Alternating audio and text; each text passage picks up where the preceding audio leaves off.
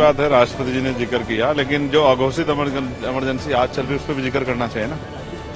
कहाँ जो है वंचित वर्ग की महिलाओं को आगे बढ़ने का अवसर मिला है, और जो 80 करोड़ लोग हैं जिनको सस्ता राशन की बात चल रही है वो कौन लोग, लेकिन बुनियादी मुद्दों पे बात नहीं होगी तो कैसे चलेगा। मैं जिस क्षेत्र से आता हूँ नगीना से, वहाँ रोजगार नहीं है, वहाँ बाढ़ की समस्या, वहाँ स्कूल कॉलेज यूनिवर्सिटियां नहीं है, और कास्ट एट्रोसिटी कितनी बढ़ रही है। कल ही हरिद्वार में एक लड़की का सामूहिक रेप हुआ जो नाबालिग बच्ची थी, कि आरोपी गिरफ्तार नहीं हो रहे।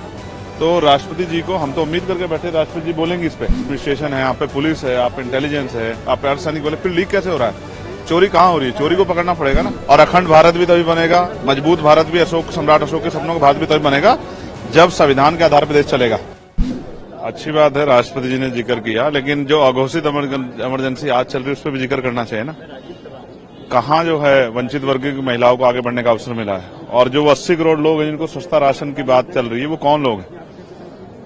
रोजगार पे बात करनी बहुत जरूरी है। तो अभी राष्ट्रपति जी ने पढ़ा, वो जानते हैं सब सरकार का जो है पेपर है, लेकिन बुनियादी मुद्दों पे बात नहीं होगी तो कैसे चलेगा। मैं जिस क्षेत्र से आता हूँ नगीना से, वहाँ रोजगार नहीं है, वहाँ बाढ़ की समस्या है, वहाँ स्कूल कॉलेज यूनिवर्सिटियां नहीं है, और कास्ट एट्रोसिटी कितनी बढ़ रही है। कल ही हरिद्वार में एक लड़की का सामूहिक रेप हुआ जो नाबालिग बच्ची थी, कि आरोपी गिरफ्तार नहीं हो रहे।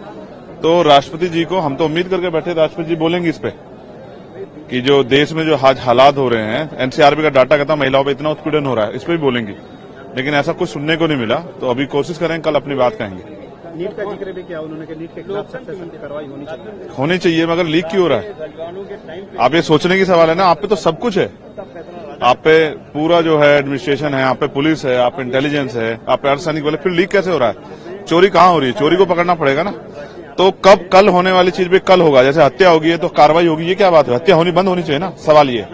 तो अभी बहुत कुछ है जिसपे हमें उम्मीद थी कि राष्ट्रपति जी हमें बोलेंगी, लेकिन वो नहीं बोली है, लेकिन हम लोग बोलेंगे।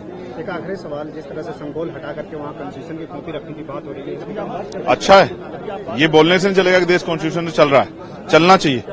चलेगा तभी देश में बदलाव होगा, और अखंड भारत भी तभी बनेगा, मजबूत भारत भी, सम्राट अशोक के सपनों का भारत भी तभी बनेगा जब संविधान के आधार पर देश चलेगा और सबको मौका मिलेगा। कल से हमने शुरुआत कर दी है। हमने कल भी माननीय अध्यक्ष जी से अपील की कि हमें बोलने में मौका दे, बड़ी आवाज उठाने के बाद मौका मिला।